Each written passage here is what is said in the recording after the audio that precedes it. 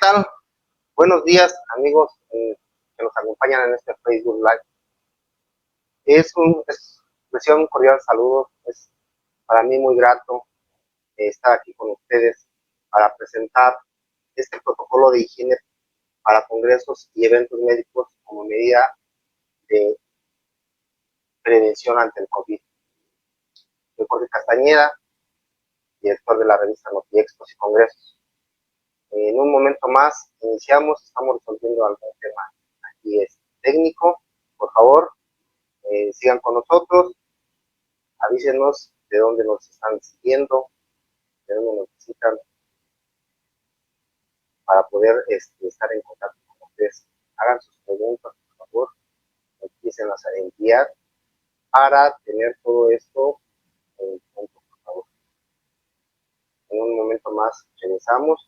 Ustedes, por favor, no se vayan a ir. Estamos resolviendo un tema técnico aquí de estos equipos de alta tecnología.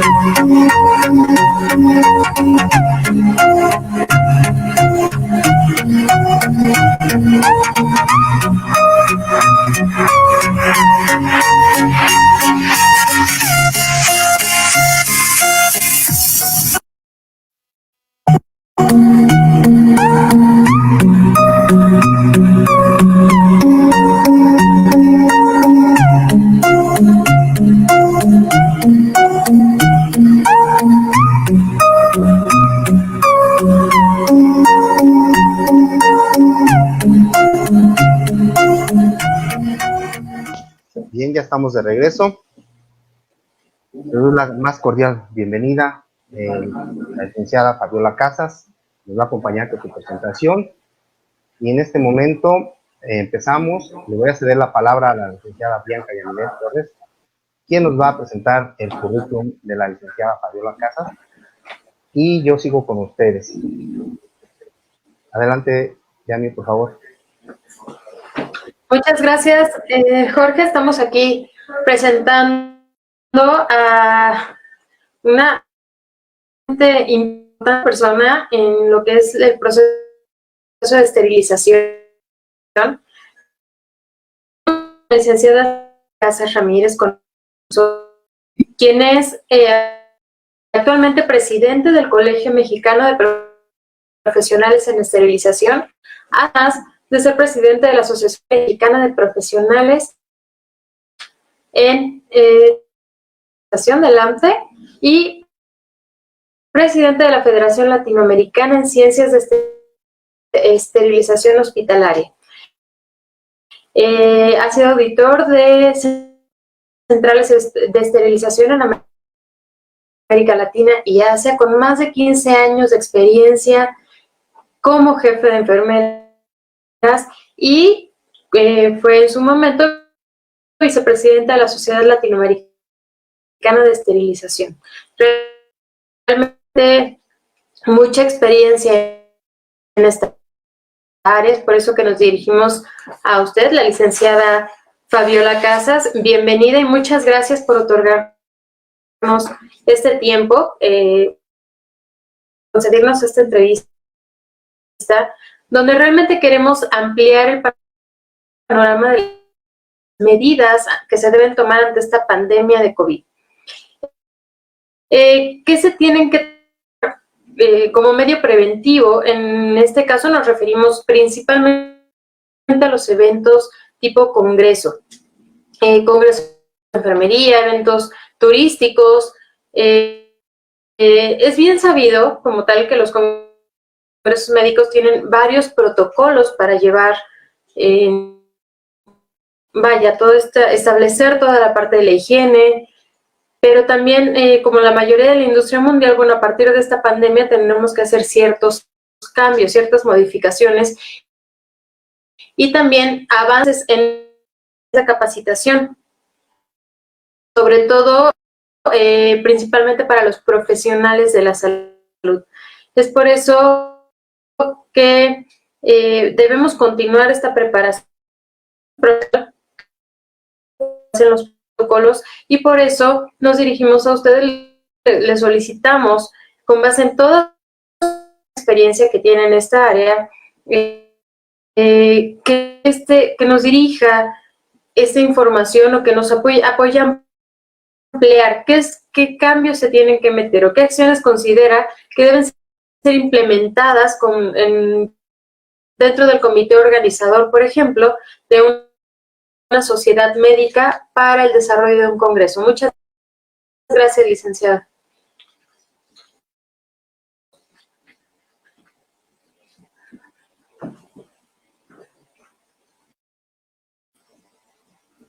Ahora sí, creo que ya me escuchó, ¿verdad? Ustedes me tienen que permitir compartir mi pantalla para que se pueda ver la presentación.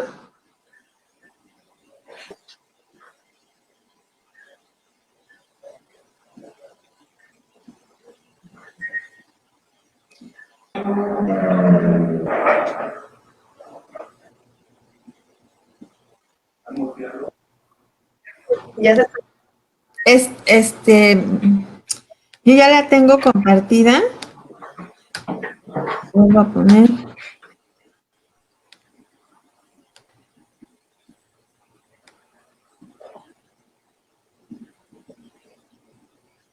Es esta. No sé si ya se ve, si me pueden decir.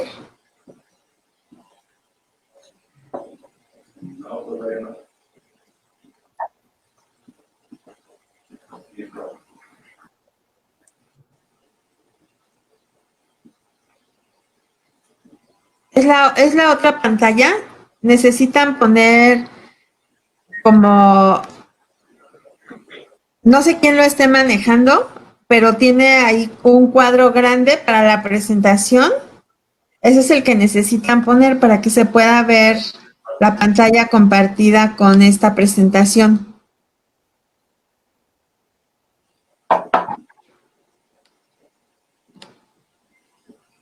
parece que está cargando, licenciada. Ah, ok. Bueno, si me apoya solamente en darle el formato para la presentación y ya se ve. Muchas gracias. Sí. Bueno, mientras se puede ya compartir y ver correctamente, ¿Sí? le agradezco al señor Jorge Castañeda, porque, bueno, además de que considera importante la información que le podemos compartir a todo el público de NotiExpo, a través del conocimiento que nosotros tenemos, también nos ha sido un factor importante de apoyo para la difusión de todo lo que nosotros hemos tratado de generar en este tiempo. Entonces,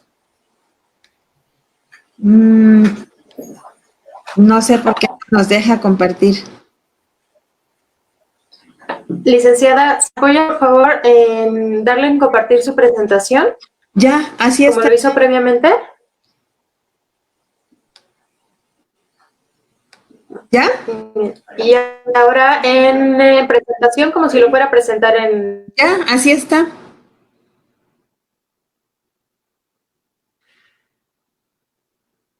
proyector. ¿Ya se ve? Sí, ya se ve la presentación. Bueno, entonces podemos iniciar. Bueno, el señor Jorge me pidió que hablara de las estrategias que tenemos que seguir para poder, ahora que que la Autoridad Sanitaria de México lo permita, reactivar las actividades de educación en cualquier ámbito, porque esto no solo va a ser aplicable para un congreso o una convención o un evento educativo, sino también para las escuelas. Es importante.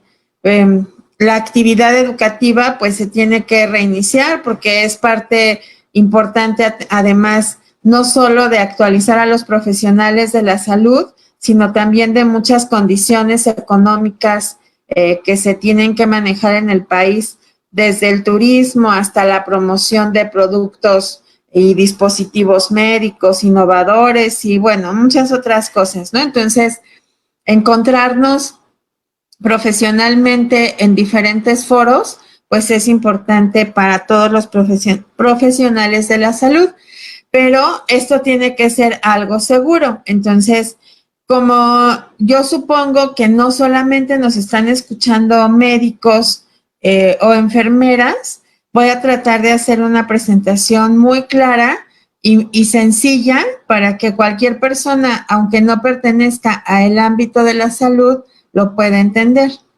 Entonces, los objetivos pues son establecer el nivel de riesgo social al retomar las actividades una vez controlada la pandemia, también definir la utilidad de los microorganismos en la vida cotidiana, porque hoy con esta pandemia pues tenemos mucho miedo, no queremos casi respirar el aire que está fuera de nuestra casa, y bueno, pensamos que va a estar contaminada el agua y que cualquier superficie que toquemos, pues la tendríamos que haber esterilizado antes.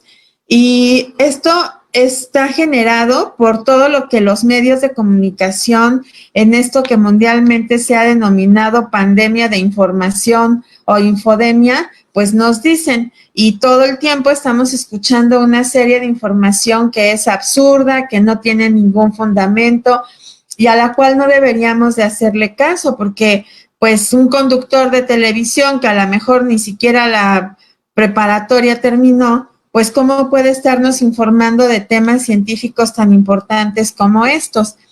Hasta en el periodismo hay una especialidad que está determinada o enfocada hacia la actividad científica, hacia la difusión de noticias que tienen que ver con un contexto científico. Entonces, no cualquier persona nos debería de estar dando este tipo de información, y en ese sentido tendrían que ser mucho más responsables, pero como no lo son, y lo mismo nos cuentan un chisme de algún artista que nos dicen cómo curar el COVID-19, por eso nosotros tenemos que ser, tanto como profesionales en cada institución y en cada ámbito, como también como público, tenemos que ser más selectivos en definir qué información es la que vamos a elegir como una información adecuada para retomar nuestras actividades. Yo creo que otra de las cosas muy importantes que ha hecho que pensemos que los microorganismos siempre están en nuestra contra, pues es también todo lo que vemos en las redes sociales respecto a lo que ha pasado en otros países. Entonces, es muy importante entender qué hace un microorganismo en nuestra vida, cómo nos ayuda desde que nacemos, muchos de esos microorganismos. También entender que todo nuestro organismo, desde la boca, todo nuestro organismo, todo el cuerpo humano, tiene diferentes tipos de bacterias que nos ayudan a procesos fisiológicos normales. Y también tenemos que analizar o entender nuevamente el concepto de inmunidad, que es tan importante y que en este momento escuchamos tanta información que quizás lo tengamos un poco confuso. También puntualizar los aspectos esenciales a controlar en actividades sociales, educativas y culturales. Es decir, qué cosas son las que tenemos que cuidar. No solamente la persona que está organizando el evento o el auditorio en donde se va a hacer ese evento, sino también nosotros como público. Vamos a poner un ejemplo. En muchos lugares, en muchos auditorios, a la entrada hay un letrero grandísimo que dice prohibido entrar con alimentos. Sin embargo, nosotros como público entramos con alimentos. Cuando yo era niña y me llevaban al cine, bueno, al cine no, porque ahí siempre se ha comido, pero por ejemplo a un concierto o a una obra de teatro o a cualquiera de estos eventos culturales, estaba prohibido entrar con alimentos y hacer ruido. Y hoy, pues uno puede estar escuchando un concierto y de repente se escucha la bolsa de celofán que se está abriendo para empezar a comer papitas. Entonces, todos estos hábitos que hemos ido adquiriendo y que no son adecuados, tenemos que retomarlos. Ahora no por un aspecto de educación o de respeto hacia el ponente que está en estos momentos hablando, sino por un aspecto higiénico que hoy es mucho más importante. Entonces tenemos que puntualizar todas estas conductas que tendremos que seguir en lo sucesivo. Y también cuáles son las actividades de prevención a implementar, así como los mecanismos de control para garantizar la seguridad del público. Si yo entro a un auditorio, yo como público soy responsable de mi seguridad. Después del sismo del 2017, en todos o en la gran mayoría de los auditorios, por lo menos los auditorios importantes, los auditorios pues que tienen una responsabilidad civil y social, pues antes de empezar el evento, todos los días nos proyectan un video donde nos dicen cuáles son las salidas de emergencia, qué se va a escuchar si hay un sismo, qué tenemos que hacer si no alcanzamos a salir. Todas esas orientaciones que se nos dan están enfocadas a reducir el riesgo de que tengamos algún accidente o nos quedemos atrapados, o que si no tenemos otra opción, pues entonces sepamos cómo protegernos y cómo autoayudarnos en el momento de una crisis. Ahora tendremos que incorporar también a este tipo de orientaciones qué tenemos que hacer si alguien está enfermo, qué tenemos que hacer para verificar que se haya limpiado y desinfectado ese lugar, qué tenemos que hacer para que siempre exista alcohol en gel o alguna solución alcoholada para poder lavarnos las manos, hacer antisepsia de las manos. O, por ejemplo, cuando vamos a los sanitarios, en muchas áreas públicas en nuestro país, cuando vamos a algún sanitario, a algún servicio higiénico, pues resulta que no hay jabón. Hay agua, pero no hay jabón. O hay jabón, pero no hay toallas. Entonces, hoy tiene que ser algo que se respete y algo que se exija. Si nosotros estamos alquilando un espacio para realizar un evento o si ese espacio nos lo facilitó una institución, pues la institución debe de preocuparse por generar los mecanismos para que pueda haber una higiene adecuada.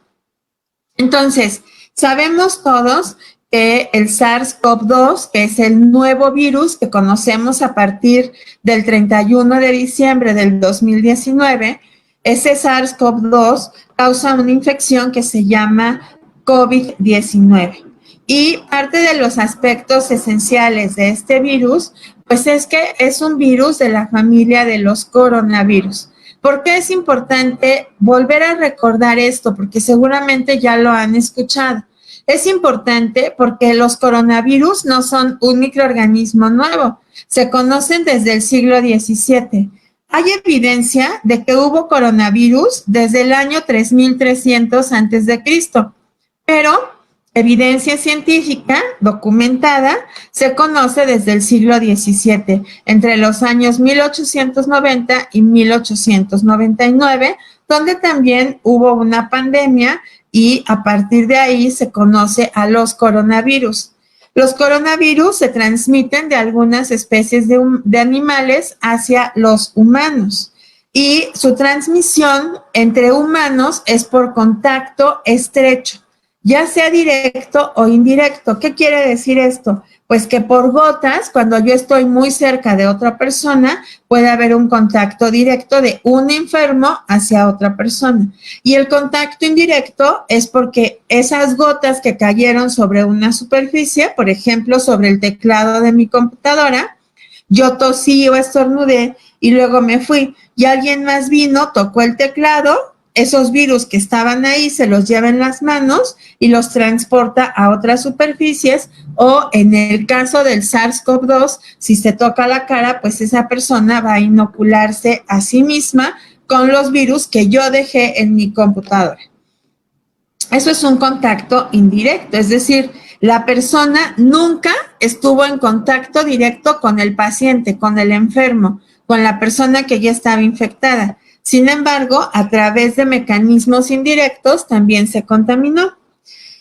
El 2% de la población puede ser un portador saludable de cualquier coronavirus.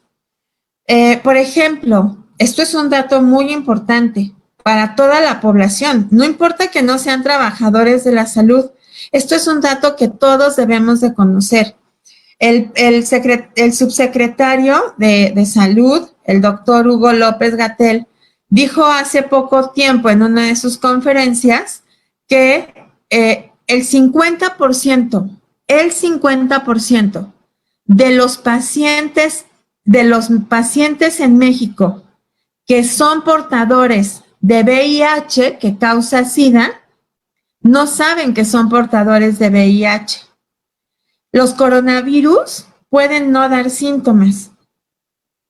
Y en este caso, sabemos que hay muchas personas que han tenido coronavirus del SARS-CoV-2 y que no han tenido síntomas, o que son portadores sanos durante 14 días sin presentar ninguna sintomatología, pero sí están transmitiendo el virus. Y los coronavirus son responsables de entre el 5 y el 10% de las infecciones respiratorias agudas cada año. Las neumonías por influenza, las neumonías son causadas por coronavirus en algunos casos. Entonces, no son un microorganismo nuevo. Ahora, ¿cómo relacionamos esto con las acciones que debemos de tomar? Las personas, si es un virus que ya, o los coronavirus ya son virus antiguos, las personas en algún momento vamos a adquirir inmunidad, ya sea natural o porque nos vacunen. Es el caso de la influenza, como el H1N1 que hubo en nuestro país en el 2009 y que inició en México. Las personas ahora hemos adquirido inmunidad, o porque ya nos dio influenza, o porque nos vacunan contra la influenza cada año. Y la vacuna cambia porque el virus muta. También la mutación de los virus es algo que se conoce. Ya hay evidencia de las medidas que funcionan en las pandemias de influenza y de SARS. Y es evidencia que existe ya y que es una evidencia científica de muchos años, que ya está estudiada y comprobada, no de 2 meses o de 4 meses de a partir de que inició la pandemia, sino de años. Es una evidencia que es aplicable a la actualidad.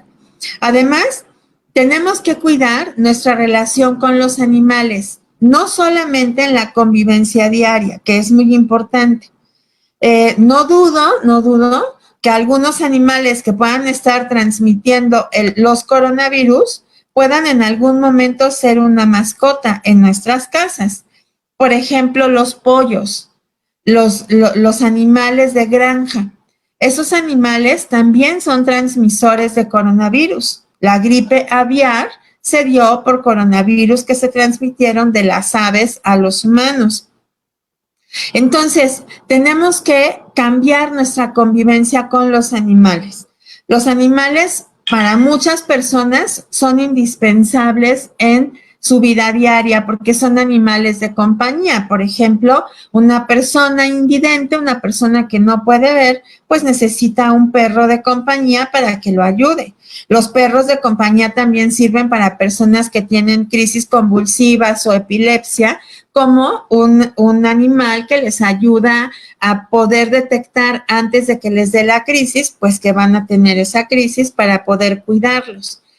También a nivel anímico, emocional, psicológico, los animales nos ayudan. Pero una cosa es que ese animal, que es un animal de convivencia con las personas, con los niños, con las familias, sea una compañía e incluso parte de nuestra familia, y otra cosa es andarlo cargando, subirlo a las camas, darle de comer en el hocico, convidarle de nuestros propios alimentos, porque todas ese tipo de convivencias nos está llevando a tener otro tipo de infecciones. Y eso que es un hábito para mí y que yo pienso que no me afecta, en el momento en que me afecte, no solo me va a afectar a mí, porque yo voy a ser transmisor de esa infección hacia otras personas.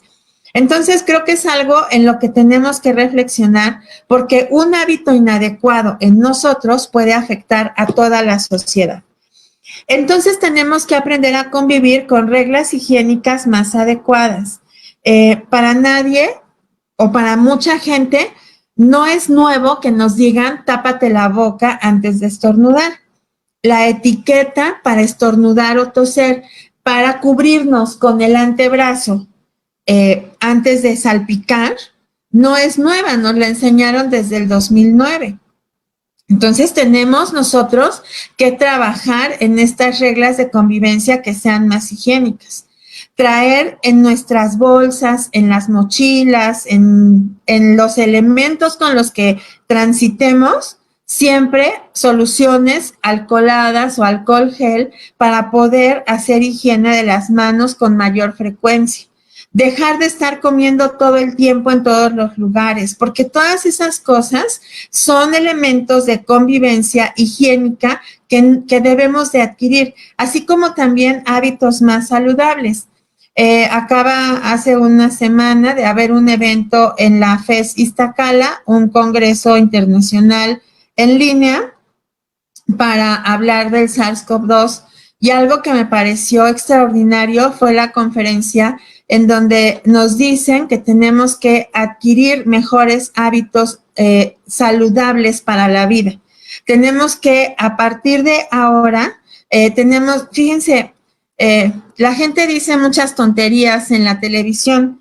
Una de las cosas que acabo de escuchar que dijeron es que ya los niños van a tener que aprender a no abrazar a sus papás o a sus amigos, a no saludar de mano, a no tener un acercamiento social. Y eso es un absurdo. No podemos vivir así. Eso es terrible que la gente piense que ya no voy a poder saludar a nadie con un abrazo y que ya no voy a poder tener un acercamiento físico con las personas. Eso es una tontería. Además, quisiera que me explicaran estas personas que dicen que los niños no van a poder tocar a otra persona. ¿Cómo van a transitar por el metro? ¿Cómo van a transitar en la vía pública, en los transportes públicos, cuando en el metro no hay manera de no tener un acercamiento social? Cuando se habla por científicos, por la Organización Mundial de la Salud, de nuevas reglas en la convivencia, no se está refiriendo a que ya no se pueda uno tocar. Se está refiriendo a que en todas las personas debe de haber una nueva concepción de la salud. Tenemos que ver a la salud no como no estar enfermos o curar una enfermedad, sino como mantener un estilo de vida saludable. Lo digo por mí, por ejemplo, mantener un estado saludable quiere decir no tener obesidad. México es el país que tiene el primer lugar en obesidad en el mundo. Y esto, por supuesto, que nos está afectando en el caso de la pandemia, porque la obesidad es una comorbilidad de esta infección. Es decir, la persona obesa tiene más riesgos de que si se infecta pueda tener complicaciones graves. Lo mismo sucede con la diabetes y con la hipertensión, que son consecuencias también de la obesidad y de una mala alimentación y de no tener actividad física. Entonces, nuestra concepción de la salud debe de ser, desde que somos niños, ¿cómo hacemos para que el niño conserve ese estado de salud y no llegue al estado de enfermedad cuando es adulto? Entonces, a eso nos referimos con la adquisición de hábitos saludables. Como estamos hablando de cómo reincorporamos congresos y convenciones, parte de lo que tenemos que incorporar a todo esto en un contexto global o en un contexto completo de lo que tenemos que hacer en adelante pues es también cambiar estos coffee breaks donde abundan las harinas, pero no hay nada saludable. Y puede haber jugos y refresco, pero no hay aguas de sabor y no hay alimentos que sean saludables y que permitan que podamos tener energía para continuar sin que tengamos muchísimas harinas o muchísimos carbohidratos en el organismo. Y entonces, bueno, todo esto es lo que nosotros tenemos que empezar a cambiar. Algo importante y por lo que existe aún el día de hoy el aislamiento social o esto que en México llamaron la sana distancia, que la gente no acaba de entender y que es algo que nosotros como profesionales de la salud tenemos que enseñar y que si hay alguien escuchando esta conferencia que no tenga nada que ver con el área de la salud o que esté indirectamente relacionado, como por ejemplo los organizadores de los eventos o las personas que organizan o que alquilan los espacios para hacer los eventos, algo que nosotros tenemos que hacer es educar a los demás. Si ustedes ya tuvieron el interés de estar en una conferencia que tiene tintes científicos y educativos, tienen que transmitir esa información a otras personas y empezar a educar. Todos nosotros tenemos la responsabilidad de educar a otra persona. El aislamiento social es importante porque el mecanismo de transmisión de este virus es de humano a humano, ya no del animal hacia el humano. Eso fue cuando inició la pandemia. El animal, de alguna manera, transmitió, se cree que fue un murciélago, transmitió a través de las heces el virus a los humanos. Y ahora el humano está infectado. Y el humano infecta a otro humano, como pasa en la mayoría de las infecciones. Entonces, ¿cómo se transmite esta infección de humano a humano? A través de las secreciones de personas infectadas. ¿Por qué es importante entender esto? Porque si yo tengo una infección, si yo sé, por ejemplo, yo hoy en la mañana, digo, es una suposición, yo hoy en la mañana me levanté y empecé a estornudar, sentí la garganta inflamada, sentí dolor de cabeza, como que tenía escurrimiento de secreción por la nariz, y yo me salgo a la calle y me meto al metro o al transporte público y empiezo a estornudar o a toser, voy a infectar a otras personas. No solo de este virus, de muchas otras cosas. Entonces, tenemos que entender que si yo estoy con una infección, antes de que me digan ponte un cubrebocas o una mascarilla facial, yo debo de tener esa práctica incorporada a mis hábitos higiénicos personales como responsabilidad social para no infectar a otras personas.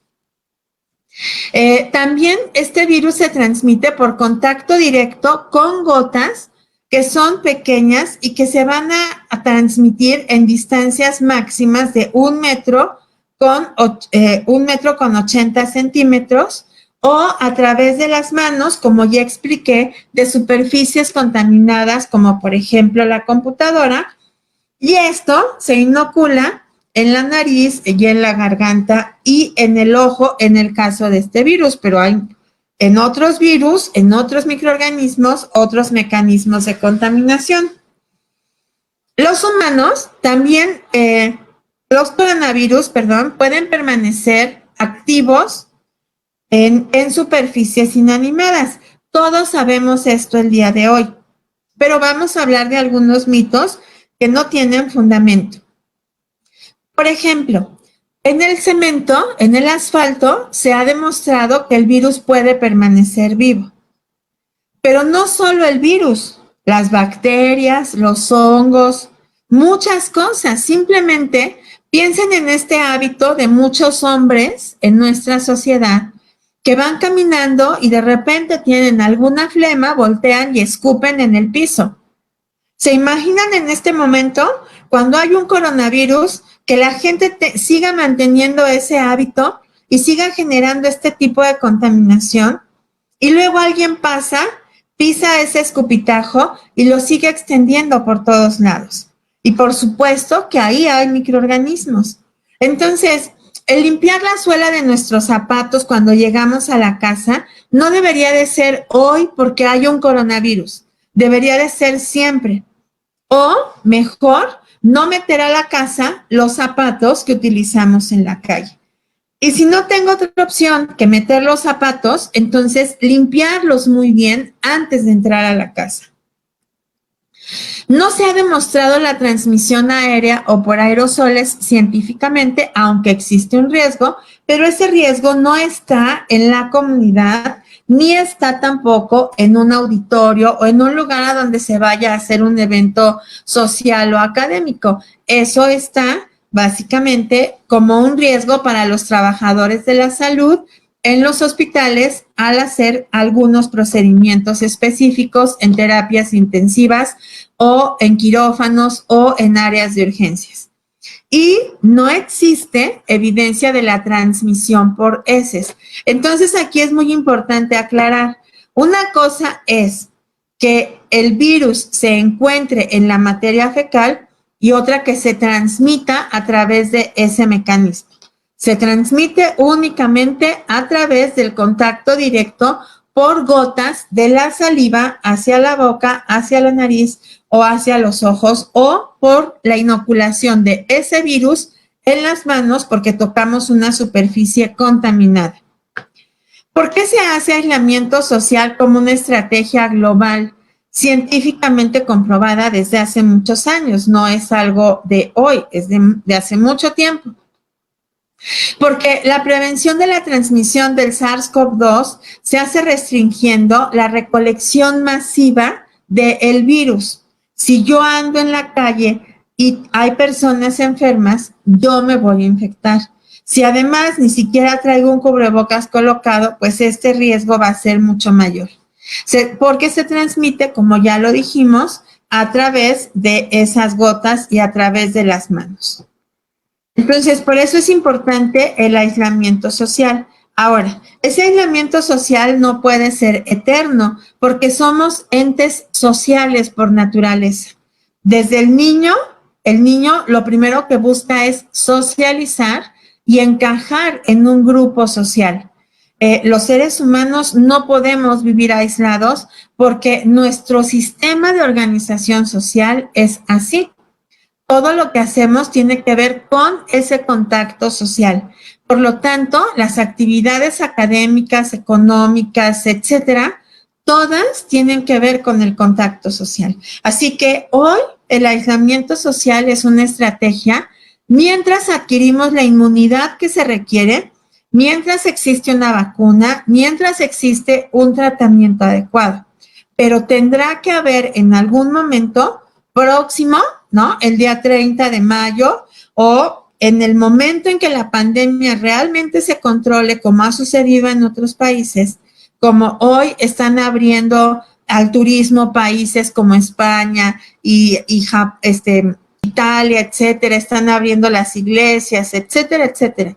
Ahora, muy importante es esto porque es una situación muy delicada. En la mañana vi en las noticias, por ejemplo, que en Aguascalientes, como había muy pocos casos de personas infectadas, es uno de estos lugares en donde dijeron que se podía ya iniciar la actividad social. Ya abrieron las iglesias y las iglesias se llenaron y la gente dijo, pues sí, yo sé que puedo tener el riesgo, vine con miedo, pero espero que la Virgen me proteja. Yo creo en Dios, pero esto no es una cuestión de fe, es una cuestión de conocimiento y de evidencia científica. Hay que tener mucho cuidado y si ahorita se está levantando el aislamiento social en algunas comunidades, es importante seguir utilizando las mascarillas faciales o cubrebocas y cubrirse correctamente nariz y boca para evitar que exista el riesgo de contagio. Bueno, ¿qué rumores existen sobre el COVID-19 que no son reales, que no existe evidencia de esto? Por ejemplo, los coronavirus no se propagan a grandes distancias a través del aire. Esto no pasa, no es una infección que se transmita a través del aire. Las gotas respiratorias van a llegar hasta un límite de espacio y cuando estornudamos, tosemos o hablamos es cuando existe ese riesgo. Por eso usamos la mascarilla facial. Hay muy bajo riesgo de infectarse por el contacto con objetos como monedas, billetes o tarjetas de crédito. Eso es, aunque el virus sobreviva en algunas superficies, el riesgo de que ustedes se contagien porque no lavaron las monedas o los billetes es muy bajo, porque además lo importante no es echar las monedas al cloro o estar lavando los billetes. Lo importante es lavarse las manos. Eso es en lo que tenemos que poner atención. Si, por ejemplo, yo hoy, cuando salgo a la calle, yo llevo una cangurera. No llevo mi bolsa que antes acostumbraba a llevar, porque en donde yo ponga mi bolsa, tengo el riesgo de que yo traiga los microorganismos a mi casa. Si yo tengo una bolsa y la estoy desinfectando con cloro, al rato mi bolsa ya no va a servir. Para evitar eso, mejor no saco la bolsa. Trato de llevar las menos cosas que se puedan a la calle en la medida en que a cada quien le sea posible. En el caso del dinero, lo importante no es lavar el dinero ni los billetes, eso es un absurdo. Lo importante es lavarme las manos después de tocar los billetes, después de tocar los picaportes, los botones de un elevador, los barandales. Es imposible que todo el tiempo se estén desinfectando pasamanos, barandales, picaportes, apagadores. Es imposible. Entonces lo que tengo que integrar como un hábito mucho más constante es la higiene de las manos. Si hay agua y jabón, con agua y jabón. Y si no, con el alcohol. Entonces, en lo sucesivo, en las áreas en donde haya grandes cantidades de personas, tendrá que haber alcohol gel o agua y jabón, lo que sea más fácil. Y tendremos que convertirnos en una sociedad más cuidadosa y responsable, ¿no? Para poder cuidar esos elementos que hoy se están colocando y que se están robando las llaves y se están robando el jabón y están utilizándolos como basurero. Porque eso de lo que habla es de nuestra cultura.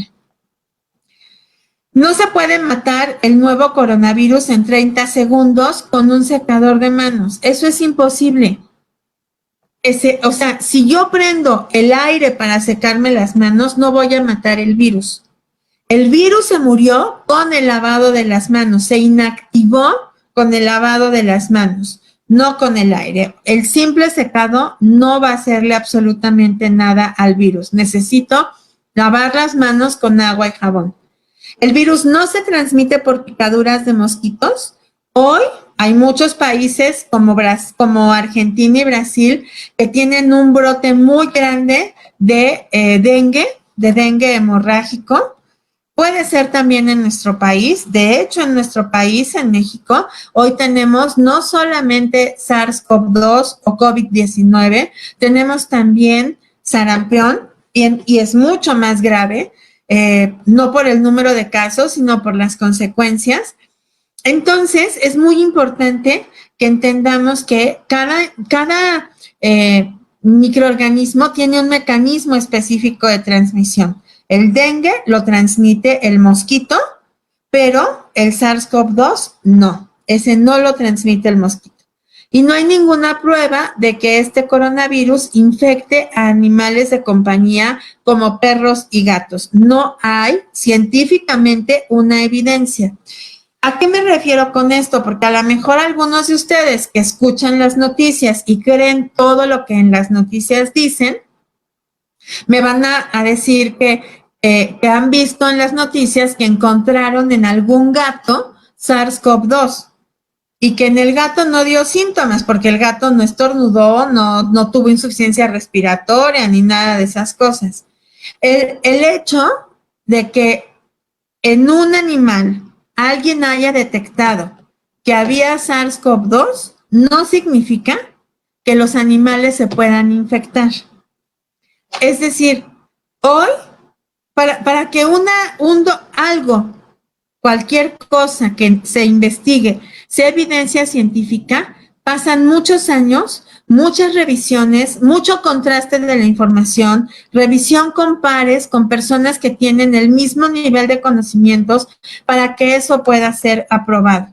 Cuando nosotros tenemos apenas 5 meses de que esa pandemia inició, no podemos llamar información científica a todo lo que se está entregando. Muchas de las cosas que nosotros estamos transmitiendo como información científica no son de esta pandemia, son de la pandemia de H1N1 y de la pandemia del SARS que existió en el 2012, porque la información que hoy hay no es suficiente evidencia científica para ser considerada con una certeza absoluta. Así que no hay evidencia de que el virus se transmita a los animales y los animales, como el perro y el gato, nos lo puedan compartir a nosotros. Es diferente con los animales de granja, como las cabras, los marranos o las gallinas o los pollos. Por eso es que no tenemos que llevar como mascotas animales que no están estudiados para ser mascotas, como los hurones o como las gallinas o como todos estos animales que hoy se tienen en las casas. Los animales estudiados para ser animales de compañía son los perros y los gatos, que hasta se están humanizando por todo lo que han adquirido de características de las personas, por la manera en cómo convivimos con ellos. Pero una gallina o cualquier otro animal de granja no va a tener los mismos mecanismos de convivencia y puede ser un riesgo para nosotros. Ahora, los microorganismos no es que sean malos. No es que si yo tengo un virus o una bacteria, siempre vaya a ser malo. No es así. Los microorganismos pueden ser benéficos para las personas. De hecho, nos ayudan en muchos procesos en nuestra vida diaria. Si ustedes tienen antibióticos, esos antibióticos se sintetizan o se sacan muchas veces de bacterias. Si ustedes han sido vacunados, lo que les vacunaron fue un virus inactivo para que generara en su organismo una inmunidad pasiva. Entonces, en el organismo, todo el organismo siempre, como lo pueden ver aquí, está lleno de bacterias, en la boca, en el intestino, en el estómago, en el cerebro, en todos lados nosotros tenemos bacterias, en mayor o en menor cantidad. No son microorganismos patógenos porque no nos causan infección. Viven ahí y nos ayudan a la digestión, nos ayudan a prevenir que nos enfermemos. Y cuando nos ponen las vacunas, nos ayudan a adquirir una inmunidad que se llama inmunidad pasiva para que nuestros glóbulos blancos reconozcan a ese virus y cuando el virus me quiere infectar, ya no lo pueda hacer porque ya tengo los factores de defensa que me pueden proteger. Entonces, en la producción de alimentos se utilizan los microorganismos. Por ejemplo, al pan le ponen levaduras y son microorganismos. A la cerveza le ponen levaduras y son microorganismos. El proceso para que el vino o la uva se convierta en vino es un proceso de descomposición en donde las bacterias ejercen una acción. Los búlgaros, el yogur, los lactobacilos son microorganismos. El queso también tiene microorganismos. Los alimentos tienen microorganismos y no nos hacen daño porque esos microorganismos no son patógenos, son adecuados o son positivos para nosotros. Entonces, bueno, todo esto que nosotros estamos viendo nos lleva a entender algo muy importante. Nosotros necesitamos tener esa inmunidad.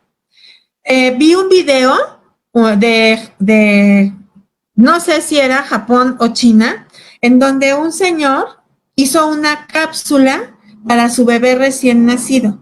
Y esa cápsula tiene unos filtros que no permiten que el aire común que todos respiramos, entre con los microorganismos que siempre hemos respirado.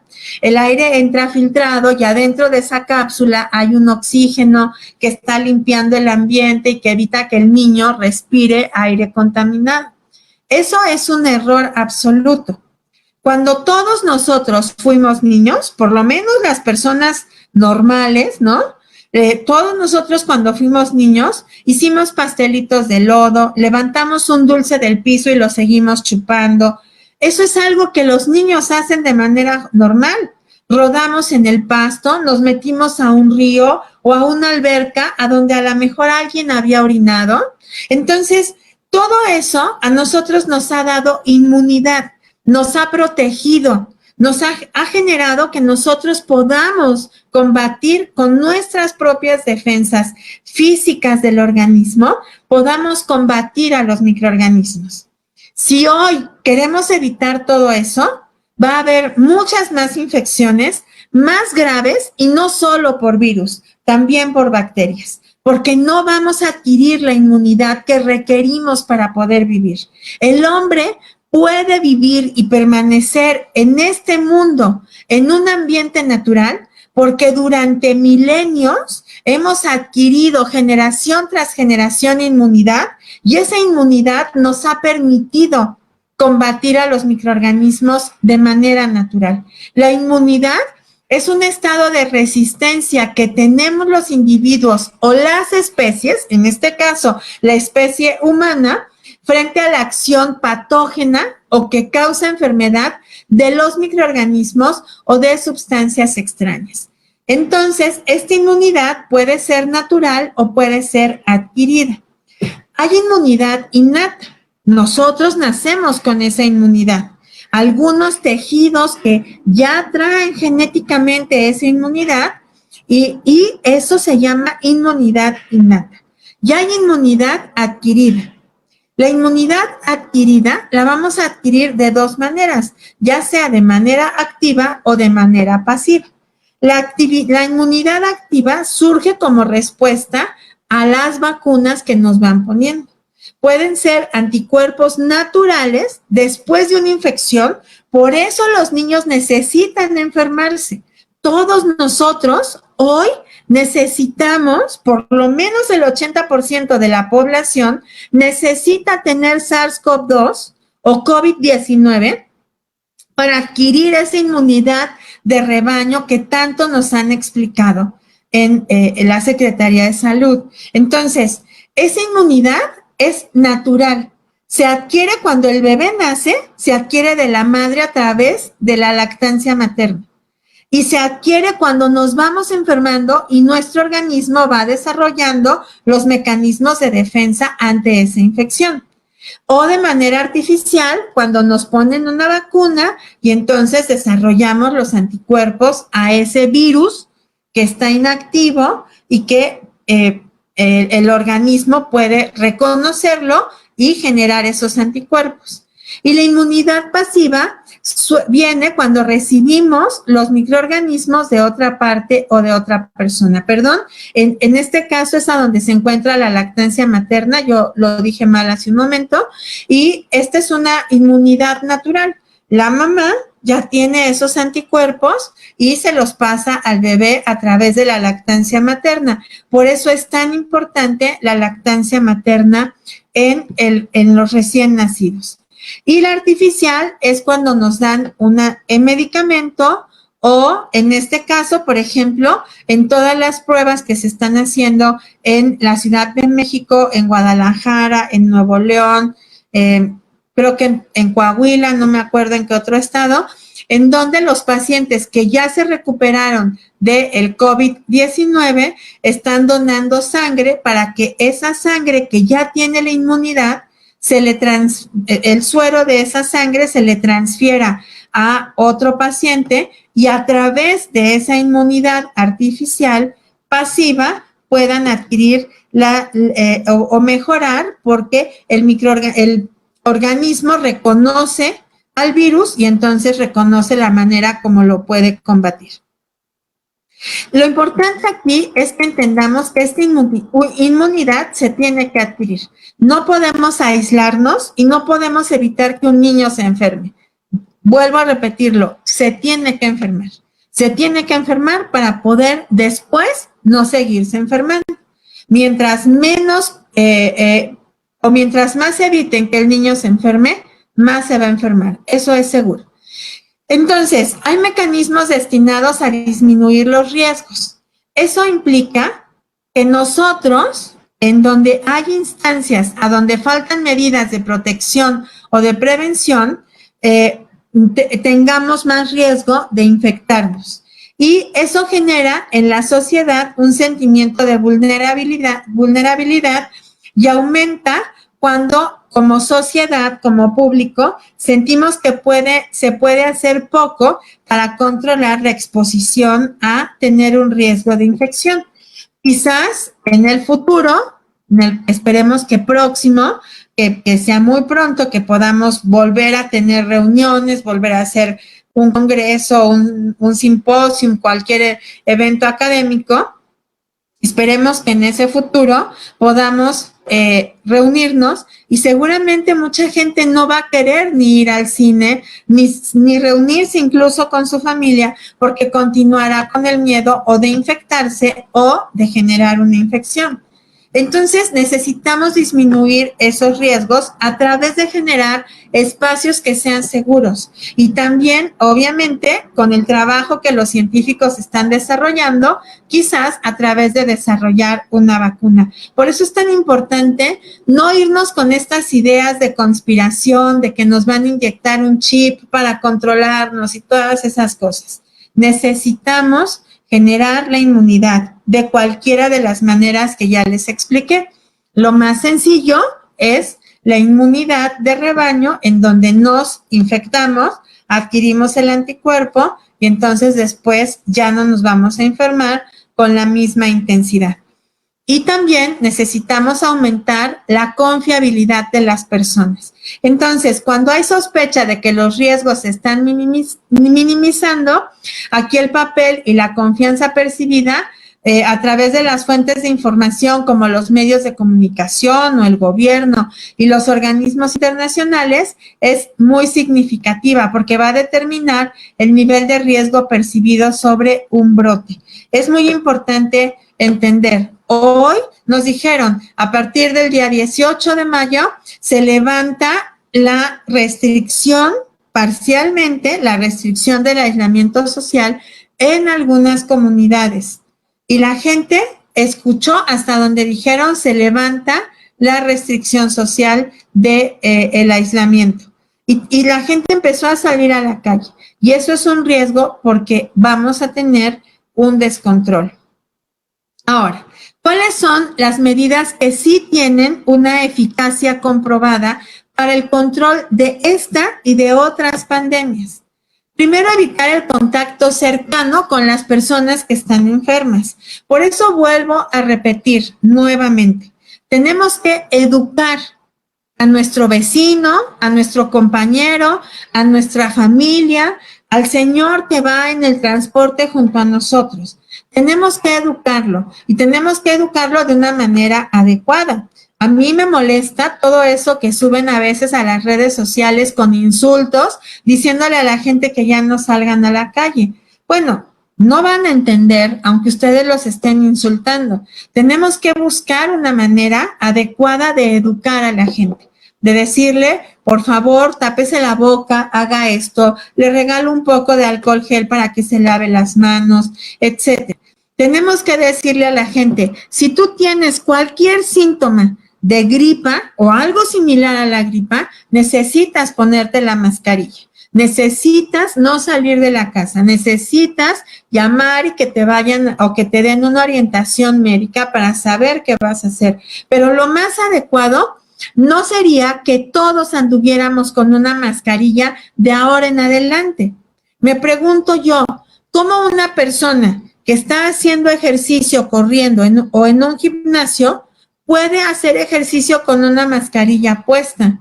Esto no va a ser adecuado, la persona se va a cansar, se va a marear, puede tener problemas respiratorios porque obviamente el intercambio gaseoso no es igual con mascarilla que sin mascarilla. Entonces, lo adecuado no sería que todos anduviéramos con mascarilla en la calle.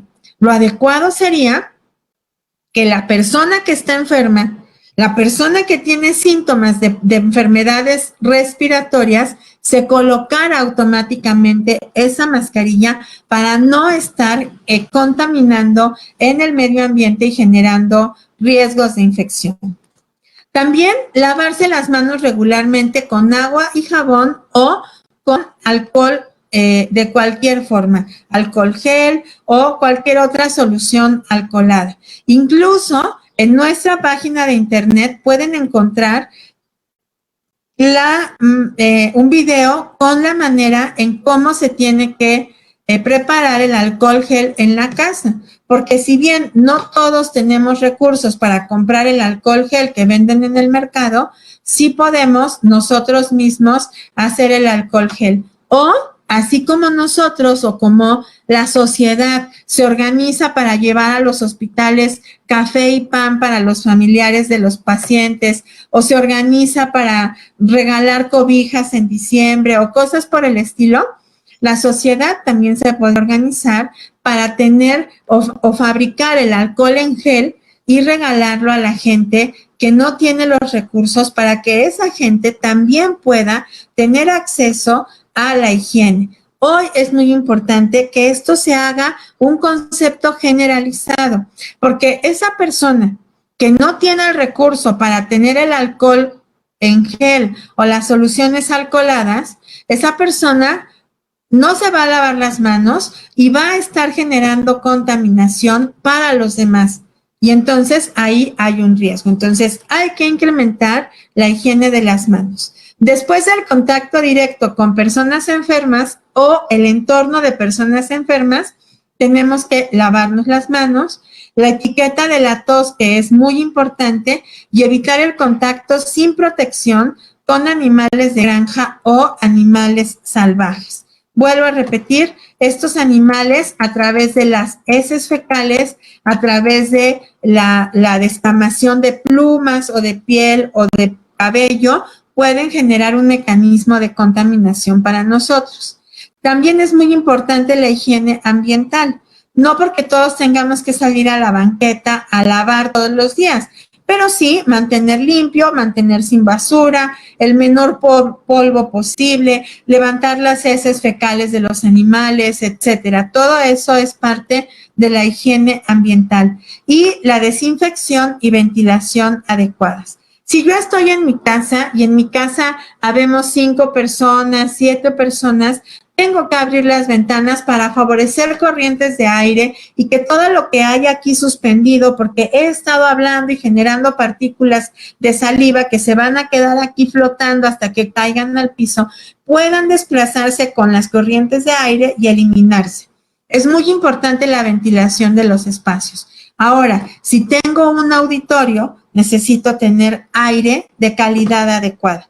¿Qué significa esto? Que el aire sea filtrado, que el aire tenga humedad, que el aire sea frío. Así que necesito contar con sistemas de climatización, de aire acondicionado que me permitan no solo ventilar y enfriar el ambiente, sino también me permitan tener una calidad de aire controlada y adecuada, de tal manera que podamos limpiar el aire de los microorganismos, porque si hay 7 personas aquí, no es lo mismo a que haya 200 o 1000 o 2000 o más en un auditorio. En nuestro país se han hecho congresos de 10,000 personas. Entonces, si yo tengo 10,000 personas congregadas en un mismo espacio físico, que puede ser una serie de auditorios, pues obviamente ahí estoy teniendo altos riesgos de transmisión de microorganismos. Por eso es importante la calidad del aire, mantener el aire filtrado,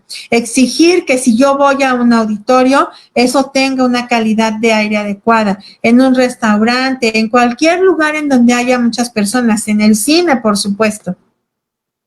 Y también la desinfección ambiental. Y eso es muy importante, la desinfección en la casa de las superficies, la desinfección en las escuelas de las superficies, la desinfección en el transporte público, la desinfección en donde estemos debe de ser algo adecuado. ¿Qué es lo que generan esas medidas que tienen eficacia comprobada? Que no haya muchas personas juntas para no tener un riesgo de infección. Que las superficies estén limpias porque estas gotas que cayeron se tienen que limpiar y el virus se tiene que inactivar. Entonces, lo que desinfectamos son las superficies de máximo contacto. En un hospital y en cualquier espacio, las superficies de máximo contacto son las que tienen más contacto con nuestras manos. Nuestras manos son un vehículo que transmite microorganismos. Por ejemplo, si yo voy al baño y no me lavo las manos, voy a tener muchas bacterias en las manos. Si estornudo y hago esto y no me lavo las manos, voy a quedarme con bacterias y con virus en las manos. Todo lo que toque y todo a quien toque, le voy a transmitir esos microorganismos. Por esa razón, se llaman superficies de máximo contacto. Ahora, no solamente yo tengo esos microorganismos, todo lo que toque, se van a quedar los microorganismos ahí. Y las demás personas que lleguen a tocar se van a llevar esos microorganismos y los van a estar extendiendo por todos lados. Por lo tanto, en los espacios públicos hay superficies de máximo contacto. Hay espacios públicos que por más que nosotros hagamos, nunca vamos a poder tener limpios ni desinfectados. Por ejemplo, el metro. Aunque la gente entre en la noche y haga limpieza y desinfección de esos vagones del metro, en cuanto entren las personas, eso se contaminó. Y es imposible, aunque al llegar al final de la última estación, vuelvan a entrar y vuelvan a desinfectar, la gente va a volver a entrar y va a volver a contaminar. Entonces, esos espacios son muy difíciles, pero un auditorio, un salón de clases, el cine, los baños se deben de limpiar y se deben de desinfectar. Entonces, las superficies de máximo contacto son aquellas que tienen más contacto con las manos, las que más veces se tocan. Y ahí tienen algunos ejemplos: el picaporte, los apagadores, las mesas de trabajo, los barandales, los botones del elevador, los teléfonos, los objetos personales, por ejemplo, el teléfono celular, la bolsa, todas estas cosas que son objetos personales tienen un riesgo de contacto. También tienen un riesgo de contacto los asientos. La gente que llega y se sienta, antes, ¿quién estuvo ahí? Esa persona que se sentó antes ahí, ¿estaba enferma o estaba sana? Es importante desinfectar esos asientos. Los micrófonos, porque estamos hablando de congresos. Yo agarré un micrófono y estoy hablando, ese micrófono se debe de lavar, se debe de desinfectar por lo menos. Los teclados de las computadoras, hay que limpiarlos con alcohol etílico, que es lo adecuado para este tipo de elementos. También, por ejemplo, si tengo un mecanismo de control para las diapositivas, es decir, lo que voy a tocar con las manos más veces y por más personas. Entonces, algo muy importante es entender, tienen el mismo nivel de riesgo las superficies en un auditorio que en un hospital. Definitivamente no tienen el mismo riesgo de contacto. Las superficies tienen diferentes niveles de contaminación.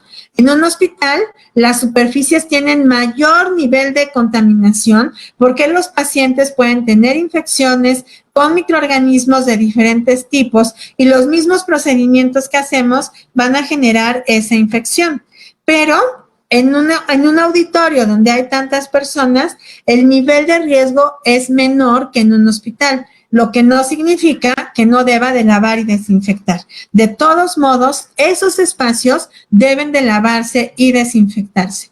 Cuando está la gente ahí, antes de que la gente entre, el espacio debe de estar limpio y desinfectado.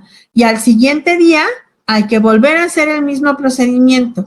Y si fuera un cine, entre cada función deben de lavar y desinfectar todos los espacios. Y debe de haber algún mecanismo para que yo como público, usuario de ese auditorio, pueda verificar que se lavó y se desinfectó. Hay recomendaciones que están basadas en evidencia científica. Por ejemplo, esta que nos dice que todas las superficies deben de ser lavadas y desinfectadas con un proceso estandarizado. ¿Qué significa esto?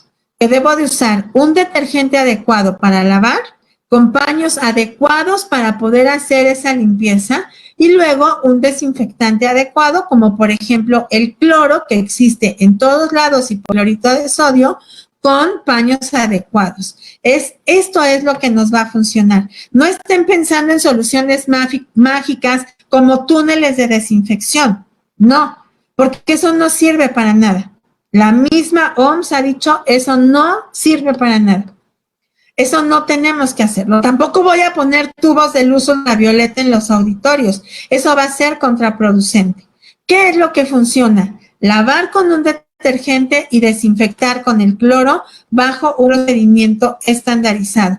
¿Qué voy a lavar y qué voy a desinfectar? Todas las superficies, todas. En un futuro debería de evitarse utilizar alfombras porque es muy difícil poder mantener un control higiénico de las alfombras, sobre todo en espacios a donde hay tanta gente. Tenemos que utilizar pisos que se puedan lavar y desinfectar. Entonces, aquí tienen un protocolo que hicimos, que nos pidieron que asesoráramos para la Secretaría de Educación Pública. Entonces dice, la limpieza se efectuará de manera general con la siguiente técnica. Utilice la técnica de 3 baldes. El primero solo debe de tener detergente diluido, el segundo agua limpia y el tercero solución clorada a 100 partes por millón o máximo 500 partes por millón. Iniciará de los pisos superiores hacia abajo. Siempre vamos a ir de arriba hacia abajo. Y del interior de las aulas o de los auditorios hacia afuera.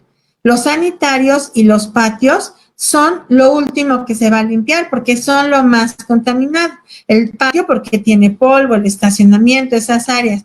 Los baños porque obviamente el número de veces que se utiliza y para lo que se utiliza pues genera mayores niveles de contaminación. Hay que utilizar paños que no liberen pelusa, por ejemplo las jergas, o los paños de microfibra. Y no se hace, hay que evitar hacer cepillado, a menos de que haya mucha suciedad seca o incrustada, es como vamos a utilizar cepillo. La fricción de los paños con detergente, agua y cloro será siempre en una sola dirección. Por ejemplo, de arriba hacia abajo o de derecha a izquierda. ¿Cuál es el objetivo? Que si acá estoy empezando a limpiar y termino acá, no lo voy a regresar así, porque entonces estoy regresando la suciedad con la que acabé acá. Siempre voy a ir de derecha a izquierda, de arriba hacia abajo o del centro hacia afuera. Quienes trabajamos en el ámbito de la salud reconocemos esas técnicas porque desde siempre se les ha llamado técnica aséptica. Paredes, pisos, puertas y ventanas se limpiarán una vez por día o por turno. Fricción, eso va a depender de la frecuencia con lo que la gente utilice ese espacio. Eso depende del lugar y de las personas que definan el procedimiento. Por eso dice no lo sé, pero por lo menos se debe de hacer una vez por día. Así que si antes las ventanas no las limpiaban, pues hoy hay que tratar de que no se acumule polvo en ningún lugar y hay que limpiarlo con mayor frecuencia. Hay que friccionar primero con un paño humedecido con detergente y posteriormente con un paño humedecido en la solución clorada, dejando que la solución se seque en la superficie. Si en superficies planas como escritorios, mesas de trabajos y sillas, se limpia con la misma técnica y antes de limpiar el piso, es decir, primero la mesa y después la silla y después el piso. Vamos a ir de lo menos sucio a lo más sucio. ¿Qué es lo más sucio? El piso. En el caso de los laboratorios, por ejemplo, donde se hacen prácticas de algún tipo, incluso en el caso de los gimnasios a donde la gente tiene que hacer ejercicios en el piso, es importante que se haga la misma técnica y con implementos específicos. Las manijas de las puertas, los teléfonos y los apagadores se deben de limpiar cada 2 horas por lo menos. Es decir, la gente que limpia en estos espacios tiene que estar frecuentemente pasando a limpiar picaportes, apagadores y, por ejemplo, si hay botones, si hay elevadores, los botones de los elevadores. Las áreas de sanitario siempre se limpian al final y la frecuencia también debe de ser de acuerdo a cómo se necesite y hay que evitar que haya humedad, que haya áreas donde haya charcos de agua. La humedad favorece siempre la permanencia de los microorganismos. En el caso de derrames de fluidos, por ejemplo, una persona vomitó o una persona tosió o una persona le salió sangre de la nariz o de donde sea, en ese caso, y está en el piso, está en una superficie, hay que colocarse guantes. Lo primero que vamos a hacer es cubrir la superficie con un material absorbente, por ejemplo, toallas de papel, después poner hipoclorito de sodio en el derrame. La cantidad de hipoclorito debe de ser puro y debe de ser exactamente una cantidad de hipoclorito que cubra la cantidad total del derrame y después hay que retirar los papeles con la materia orgánica, lavar y desinfectar. Entonces, estas son recomendaciones en general. Cada espacio debe de tener un protocolo definido. Si en algún momento ustedes tienen alguna duda sobre su auditorio, sus aulas de enseñanza, los espacios que quieran acondicionar para poder abrirlos de forma segura y generar confianza en los usuarios de esos espacios, pues con mucho gusto estamos a sus órdenes. No sirve de nada estar haciendo aspersión como lo que vemos a veces en las redes sociales o en internet, que andan ahí con su pistola fumigando. Eso no sirve de nada, los túneles tampoco, el ozono no se puede usar en esas áreas y la luz ultravioleta sería totalmente ineficaz en estos espacios. Así que en una sola conferencia no podemos mencionar absolutamente todo, pero si ustedes tienen alguna duda o quieren una consulta, con mucho gusto estamos a sus órdenes para apoyarlos. Les agradezco mucho la atención a la presentación y si tienen alguna duda, pues estoy a sus órdenes. Licenciada, muchas gracias. Sí. Tenemos muchísimas preguntas, no sabemos, yo no sé por dónde empezar. Ya a mí me... A ver.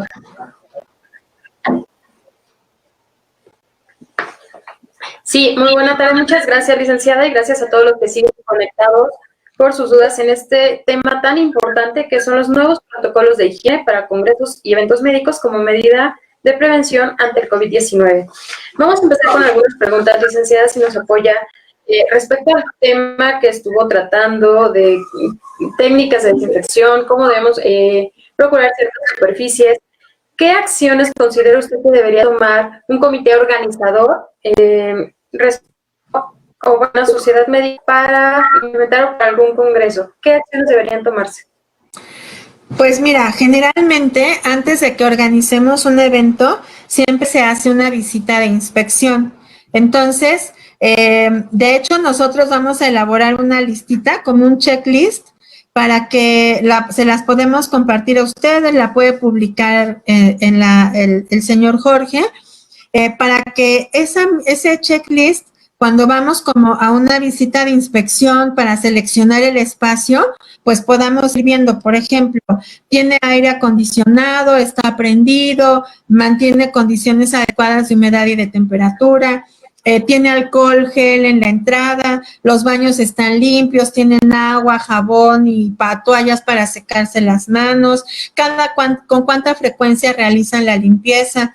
Ya desde que nosotros entramos a esos auditorios y vemos que está sucio, que hay polvo, que hay basura, que no tienen botes, desde ahí nosotros ya estamos viendo que no es un espacio higiénico.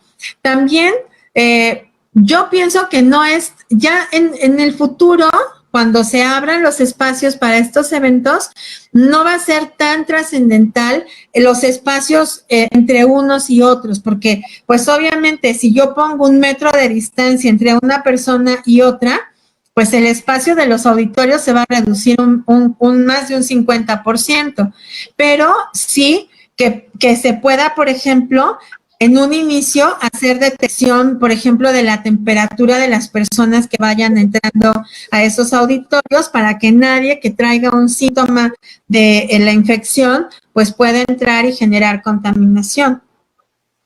Que existe este video que les dije de alerta para la gente, para decirle, tienes que estornudar así, si te sientes mal, sal y aquí hay un servicio médico, etcétera, ese tipo de cosas. Muy bien. Y sobre todo esto, al reanudar los congresos, tenemos que tener cierta seguridad para poder hacerlo. ¿Qué medidas de protección deberá usar a partir de sus próximos eventos, los congresos, el que asiste? Yo creo que usar la mascarilla, porque si yo me siento junto a otra persona y la otra persona está enferma, pero yo traigo la mascarilla facial, pues no voy a tener el contacto. Traer siempre, eso debe de ser ya un hábito integrado a nuestra actividad cotidiana. Tener siempre un botecito con alcohol, gel o alcohol líquido, soluciones alcoholadas, para hacer la limpieza de las manos cuando tocamos una superficie. Por ejemplo, algo que debe de ser muy importante es no estar comiendo a cada rato, ¿no? Eso es muy importante porque uno come y si las manos no están limpias, pues ya está llevándose el microorganismo a la boca. Y al rato, pues tenemos gastroenteritis y tenemos otro tipo de problemas, ¿no? Entonces, ese tipo de cosas son las precauciones que de manera personal debemos de tomar. Si estamos, por ejemplo, en un auditorio y se empieza a sentir mucho calor, hay que pedir que se prenda el aire, porque si no, pues yo estoy en un ambiente muy contaminado donde el aire no está circulando y basta una persona enferma para que al rato existan más personas contagiadas.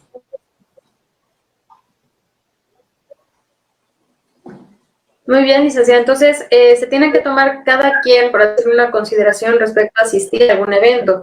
Sin embargo, respecto al recinto, la sede para este evento, ¿qué medidas de higiene debería realizar? O sea, ya como tal la sede para recibir a los congresistas o recibir dentro del área de exposición. ¿Qué medidas deberían tomarse ahí? Pues, en las áreas de exposición, ahí tenemos un problema mayor. Porque yo puedo controlar en un auditorio cómo siento a las personas, que el auditorio esté con una ventilación adecuada, que antes de entrar al auditorio haya alcohol para ponerse en las manos, todo eso lo puedo controlar. Incluso puedo tener como una regla para ese auditorio, pues que la gente deje sus pertenencias en un casillero o en un área de resguardo, como hay en muchos lugares.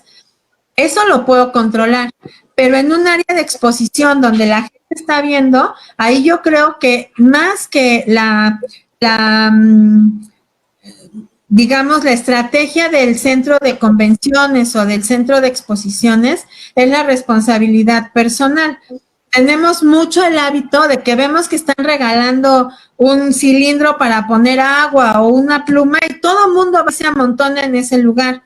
Ahí la responsabilidad es personal, porque la enfermedad me va a salir más cara que la pluma o el botecito para tomar el agua. Si yo veo que hay mucha gente en un mismo espacio, la que no debe de ir soy yo, porque incluso lo hemos visto en esta pandemia, ¿no? Alguien te dice, ponte el cubrebocas para entrar al centro comercial y te enojas, insultas al pobre policía que solo está cumpliendo con su trabajo y te metes y haces lo que quieres, ¿no? Te dicen, mantén 1 metro de distancia, ahí tienes hasta la marca y no hacemos caso, nos ponemos a donde queremos.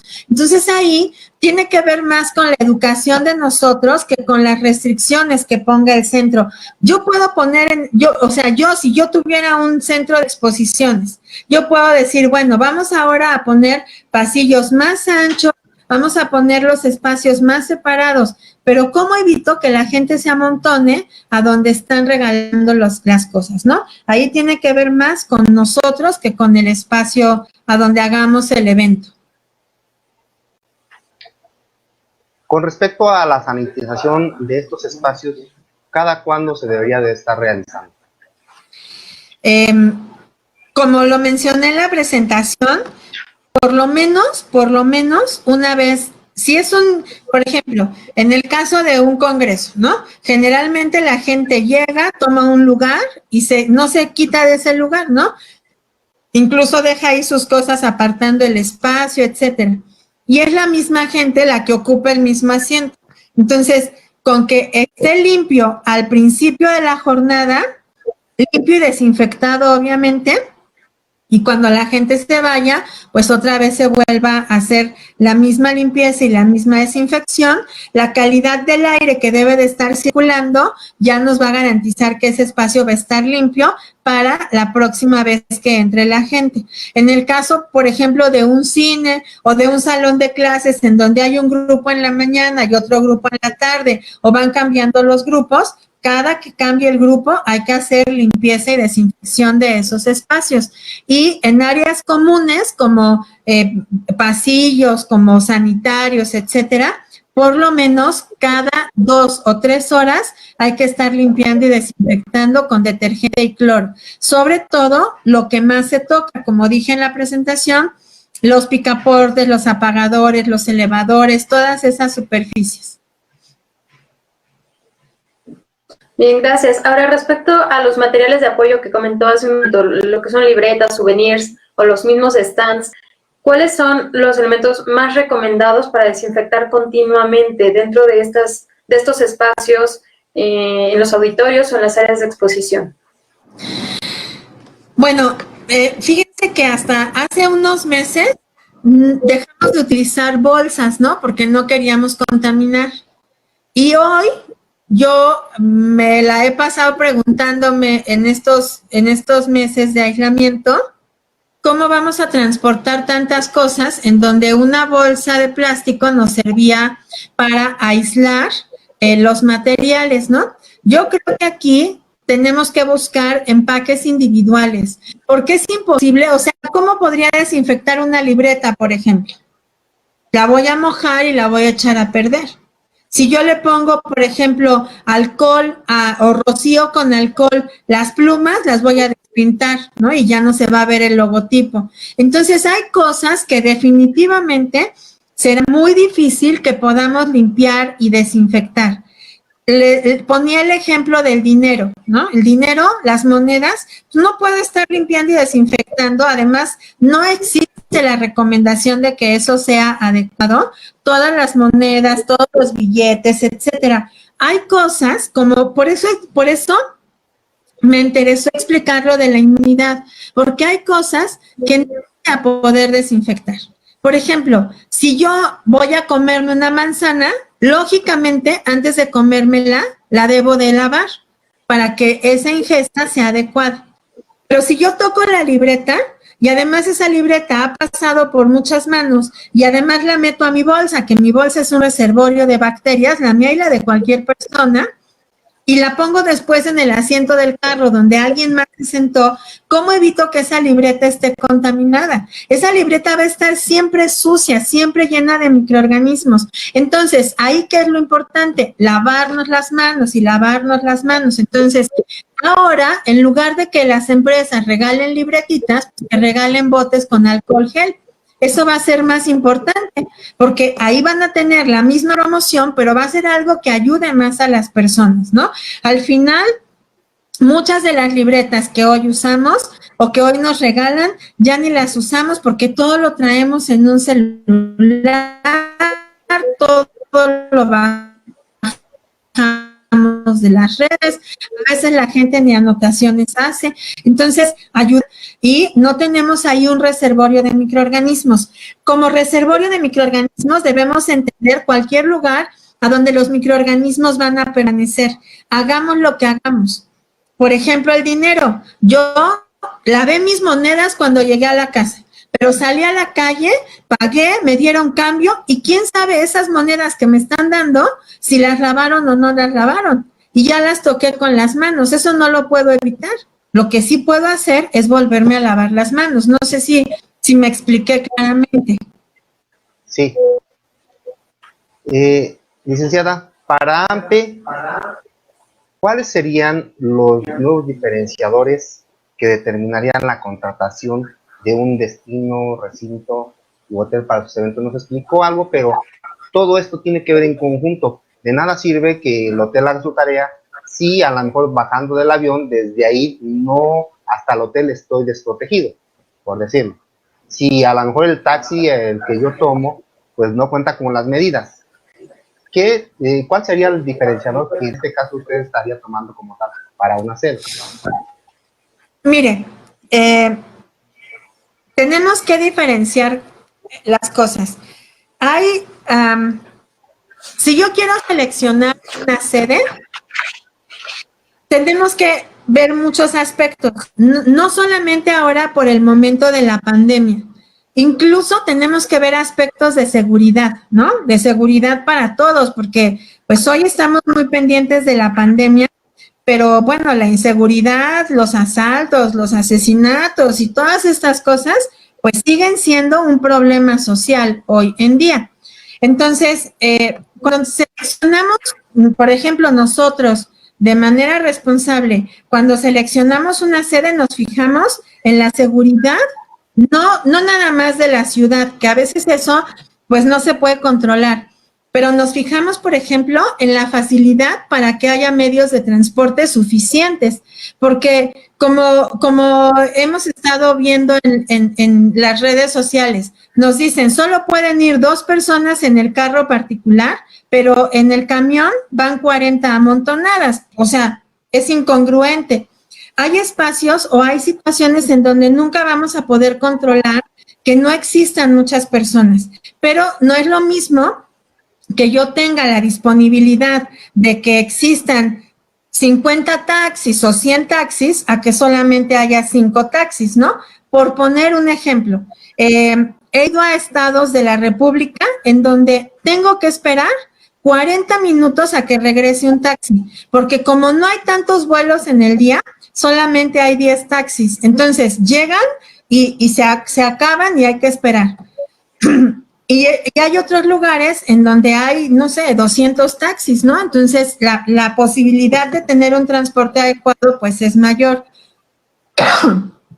En relación al recinto, que es lo más importante, el recinto debe de tener, lo más importante es, primero, el aire. El aire nos va a ayudar a limpiar el ambiente. Si el aire es adecuado y se mantiene encendido, esa es una ventaja de ese recinto.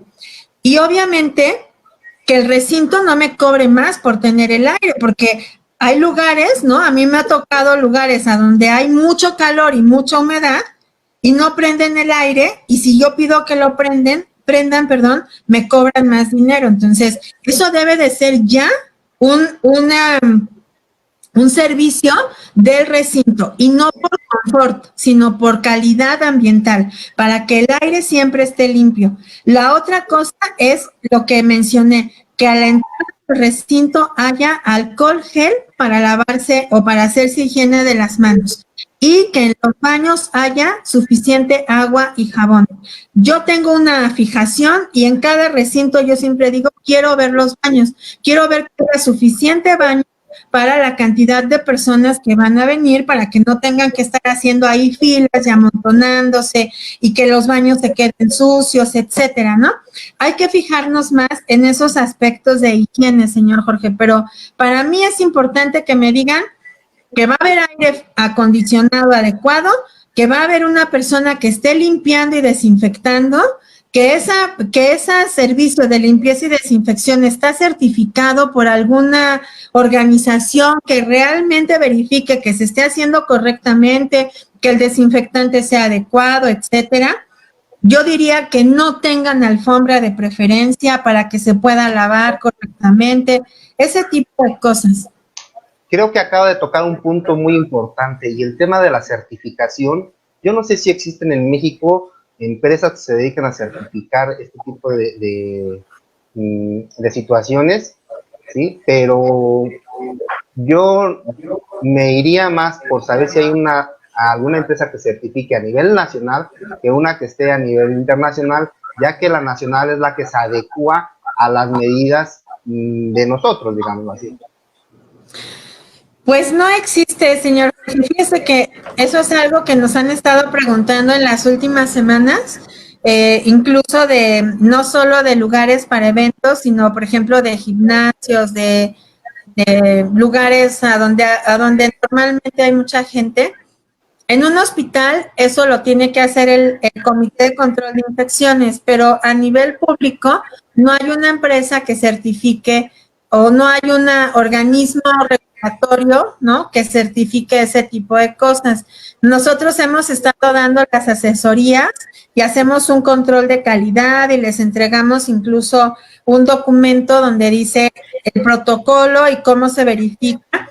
Y bueno, pues eso, lo que buscamos es que hagan las cosas bien las personas, ¿no? Que puedan desde seleccionar el desinfectante adecuado y no el más barato o no el que les quieran vender como una solución maravilla, milagro que no existe, ¿no? Sino que realmente sea algo que vaya a funcionar para la empresa. Gracias. Licenciada, en este caso, entonces nos dice que no hay alguien que certifique como tal esta parte de la higiene, pero ¿hay algún protocolo en nuestro país respecto a la desinfección, bueno, a combatir las infecciones, perdón, en áreas de congresos como tal? ¿O cuál es este protocolo que se debe llevar? Porque ahorita comentaba que ustedes, bueno, se fijan en ciertos puntos para seleccionar una sede, pero respecto a otros comités, ¿cuál sería el protocolo a seguir? No existe escrito un protocolo. Esto que les enseñé fue un trabajo que nosotros hicimos para la Secretaría de Educación Pública, que les pidieron a las universidades, a las escuelas, que empezaran a escribir para que cuando se regresara ya tuvieran todo lo que se necesita. Entonces nosotros hicimos esa colaboración, pero no es lo mismo una escuela donde los alumnos entran y salen y hay tanto movimiento que un congreso donde la gente va a estar 3 horas adentro del auditorio y luego va a salir, va a ir a una expo y va a regresar, etcétera. Y la cantidad de gente, todas esas cosas. Entonces, lo más adecuado es que en este caso los lugares a donde se hacen estos eventos pues contraten a una persona que sea experta en estos temas, que sepa de control de infecciones, etcétera. Hay asociaciones en México como la Asociación de Control de Infecciones o en este caso nosotros que los podemos asesorar porque la idea es que el protocolo debe de ser adecuado a el espacio físico, a la humedad, a la temperatura del lugar, incluso a condiciones específicas como, por ejemplo, en Tabasco, ¿no? Donde hay tanto dengue y hay que controlar otro tipo de plagas, etcétera, ¿sí? Entonces, debe de ser un protocolo adecuado al espacio.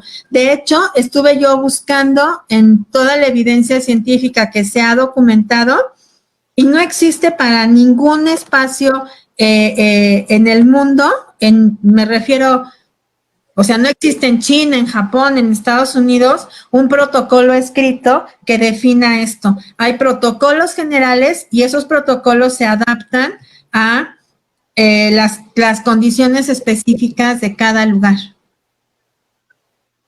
Es decir, el protocolo como tal es importante, pero no hay un responsable para el protocolo. Los responsables deben ser todos los que están, tanto como los que reciban a un congreso, como los asistentes. Tenemos que empezar a cuidarnos todos. ¿Cierto? Tenemos que cuidarnos todos. Como asistente, mire, le voy a poner un ejemplo. Si yo voy al cine y yo me quiero ir hasta arriba porque hasta arriba se ve más bonito, yo me tendría que fijar en dónde está la salida de emergencia, que no va a estar hasta arriba, está hasta abajo. Y si yo estoy en un lugar a donde hay muchos sismos y yo me voy hasta arriba y además camino con bastón y además no sé por dónde voy a salir, etcétera, yo estoy asumiendo un riesgo, porque el cine tiene las salidas de emergencia que están señalizadas, pero yo no me fijé en otras condiciones que eran de riesgo para mí en particular. Entonces, la responsabilidad de la seguridad en todo es responsabilidad primero personal y después de que cumplamos con reglas, en este caso de protección civil, o ahora pues que van a ser reglas de higiene y de control ambiental. Entonces, yo como organizador de un evento soy responsable de elegir un recinto que sea seguro. La persona que asiste al evento es responsable de seguir y cumplir las medidas de higiene y el recinto es responsable de que esa higiene se lleve a cabo de manera adecuada, de que la calidad del aire sea correcta, etcétera, ¿no? Entonces, incluso si están las reglas escritas y se pone ese video que les dije, etcétera, pues obviamente vamos a tener una mayor certeza de que el lugar es seguro, ¿no? Y en el futuro próximo, los lugares que tengan más eventos, pues serán los que tengan ese control adecuado. Muy bien, pues yo me quedo con esta parte y vamos a responder algunas preguntas que nos está haciendo el público. Yami, ¿nos ayudas? Muchas gracias. Quisiéramos preguntarle, nos pregunta aquí Carlos García Serna, ¿cuánto puede permanecer el virus en diferentes superficies? Y respecto a si el sol mata el virus como tal. Mira, Carlos, el virus permanece vivo hasta 72 horas y depende de la superficie. Por ejemplo, en el cobre es un metal antibacterial, ¿no? Entonces no es tan fácil que las bacterias crezcan en el cobre, pero el virus en el cobre permanece 4 horas. En el papel puede permanecer 48 horas. En los plásticos puede permanecer 48 horas. En el cemento puede permanecer también algunas horas. Aquí en la presentación yo les había puesto un cuadrito. Ahí después que la publique el señor Jorge lo pueden consultar. Aquí viene un cuadrito que hizo la Universidad de Stanford, en donde nos dice cuántas horas permanece el virus en diferentes superficies. Entonces aquí dice, a ver.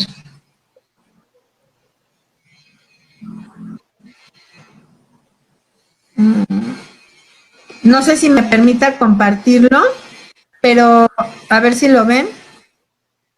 Pero aquí dice que, por ejemplo, en plástico, como las sillas, 5 días, si no lo limpiamos, ¿no? Si no lo desinfectamos. En aluminio, de 2 a 8 horas. En los guantes quirúrgicos o de plástico con los que se lavan trastes, por ejemplo, 8 horas. En acero, 48 horas. En madera, 4 días. En el cristal, 4 días. En el papel, de 4 a 5 días. Entonces, en el asfalto también se queda. Entonces, el virus puede durar, dependiendo de la superficie, más o menos horas. El sol no lo mata, el sol no lo mata. Los virus no son microorganismos vivos, se llaman parásitos, porque los parásitos necesitan de un organismo vivo para poder dejar, en este caso, su ARN y causar una infección. Entonces, el virus, después de unas horas o de unos días, donde no tiene una célula que inocule y donde cause una infección, se va a inactivar. Entonces, cuando dices ahí cuánto tiempo debe de estar bajo el sol para que muera, no necesariamente debe de estar bajo el sol. Después de unas horas, como vimos en la diapositiva, se va a inactivar. Ya no va a tener capacidad de infectar y ya no va a ser un elemento peligroso para nosotros. Pero como pueden estar incluso días, por eso lo importante es limpiar y desinfectar. El sol no tiene nada que ver. Si yo tengo una superficie y le estoy limpiando y desinfectando frecuentemente, entonces no voy a tener el virus. Por ejemplo, yo ahora, cada que termino de utilizar mi computadora o ahorita que estamos dando tantas clases a través de las redes sociales, pues lo que hago es con una compresa, con una toallita humedecida en alcohol, limpio el teclado para desinfectarlo, porque es mi responsabilidad que otra persona que llegue no se lleve los organismos que yo haya podido dejar. Y no es porque yo tenga coronavirus, es porque debe de ser un hábito. Entonces, el sol no lo va a inactivar, se inactiva con el tiempo y si limpiamos y desinfectamos es mucho mejor que esperar a que se inactive solo.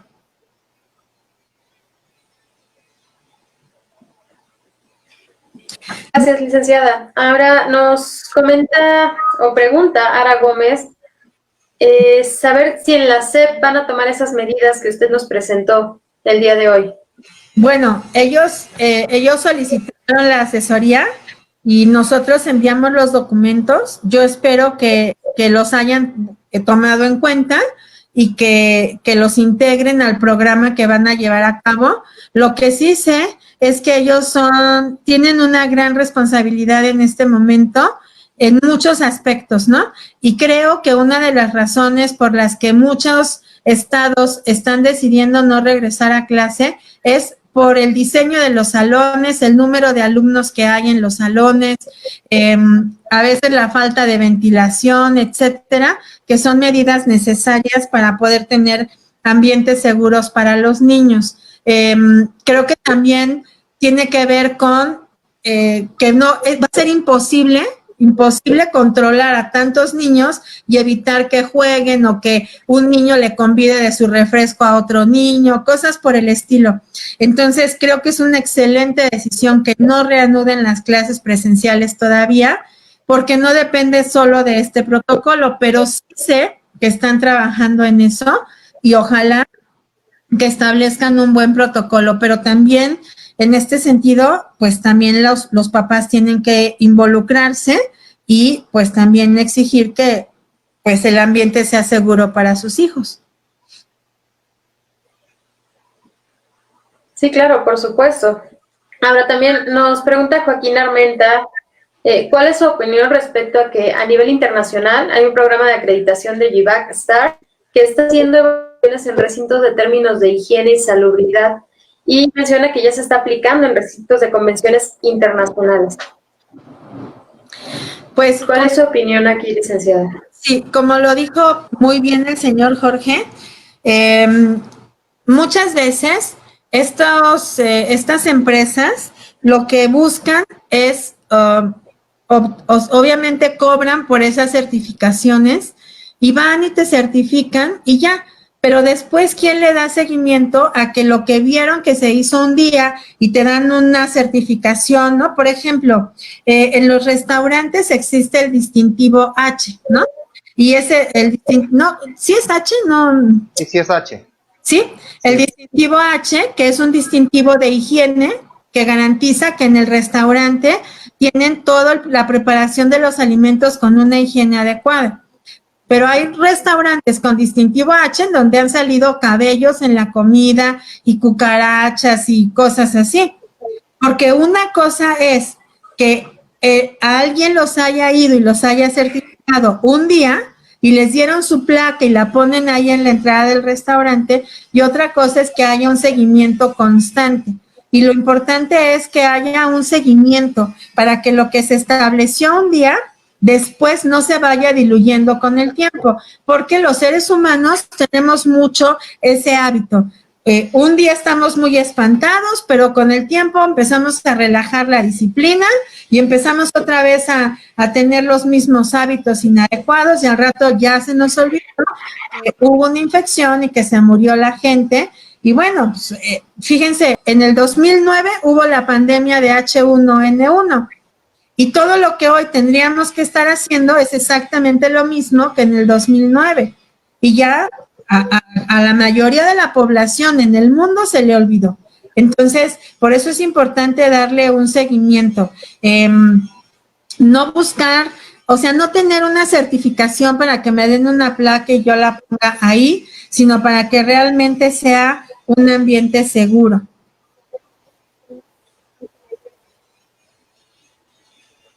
Muchas gracias, licenciada. Ahora, Cruz C. Bueno, nos dice que en los hospitales se manejan temperaturas bajas porque esto mata los virus. Sin embargo, en cuanto a temperaturas de los recintos, ¿cuál sería la recomendación en grados? Bueno, a ver, la temperatura baja en el aire no es porque mate virus. No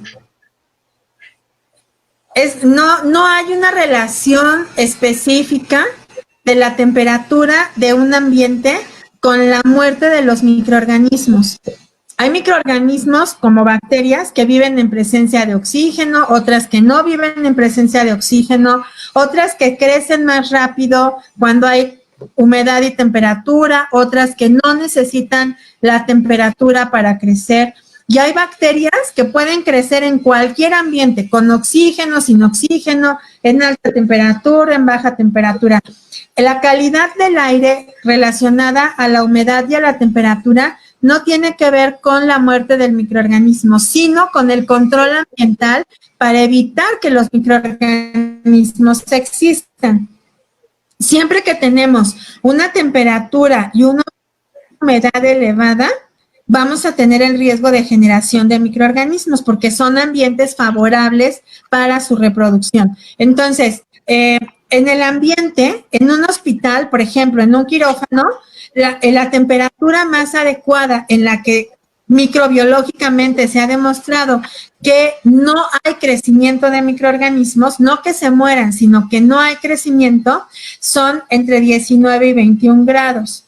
La temperatura regularmente en un hospital, en un ambiente controlado, no debería de exceder los 24 grados centígrados. Y en un ambiente común, como un auditorio donde habemos muchas personas, no debería de exceder los 25 a 27 grados centígrados, porque cada uno de nosotros, cuando estamos en conjunto, también vamos generando calor y entonces eso eleva también la sensación ambiental de temperatura. Por eso es que, aunque nos pueda parecer que va a ser frío, necesitamos disminuir la temperatura porque en la medida que hay muchas personas, la sensación térmica se aumenta.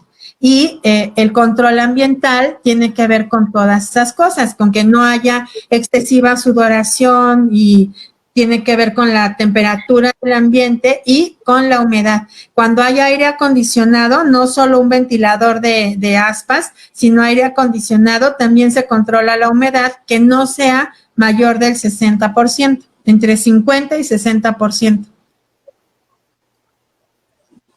Licenciada, le agradezco responder a cada una de las preguntas que las personas que le están acompañando nos hacen, y le gustaría agregar algo más para ellos, compartirles alguna otra recomendación o situación. Pues en realidad solamente recordarles, bueno, sí decirles, el señor Jorge tiene incluso los videos que ha subido a la página y que nos ha ayudado a transmitir a través de NotiExpo, de lo que hemos hecho, de cómo usar las soluciones con cloro, de cómo usar y preparar alcohol adecuado para uso en domicilio y para uso en hospital. También hay un video de desinfección de áreas y vamos a empezar a hacer algo que se llama AMPE en tu comunidad para enseñarle a la gente cómo puede controlar los ambientes en la casa, en el trabajo, bueno, ahora con los auditorios o las escuelas y los espacios abiertos. Entonces pueden meterse a la página de YouTube o a la página de Facebook. Lo que creo es que, y lo que me gustaría dejar en la mente de las personas que nos hicieron favor de escucharnos, es que no podemos confiar en cualquier información, tiene que ser información de expertos. Hoy en día, la industria que vende productos para controlar todo esto, con el afán de ganar dinero, está promoviendo cosas terribles y prácticas que no son seguras, y estamos viendo las consecuencias con gente intoxicada, con gente con lesiones en la piel, con gente con problemas respiratorios relacionados a los químicos que están utilizando. Entonces, busquen siempre la información de una asociación o de un organismo que sea confiable. Afortunadamente, ya la Secretaría de Salud empezó a publicar muchas cosas que pueden ser de utilidad y si no manejan un lenguaje médico o científico para entender todo eso, bueno, pues siempre pueden acercarse a las asociaciones, en este caso nosotros, con mucho gusto, para que les ayudemos a responder, a resolver sus dudas o con mucho gusto también a corroborar sus protocolos y lo que hagan para sus ambientes de trabajo. Ver las noticias que están publicando en la televisión o en el Facebook o en estas cosas, pues no es saludable porque ¿quién las filtra? ¿Quién me dice si es real o no es real lo que me están diciendo, no? Nosotros empezamos a ver noticias hace 3 meses de un spray que se ponía en la nariz, que porque con eso evitaban el coronavirus y ese spray era cloro. Entonces eso era sumamente peligroso para las personas, ¿no?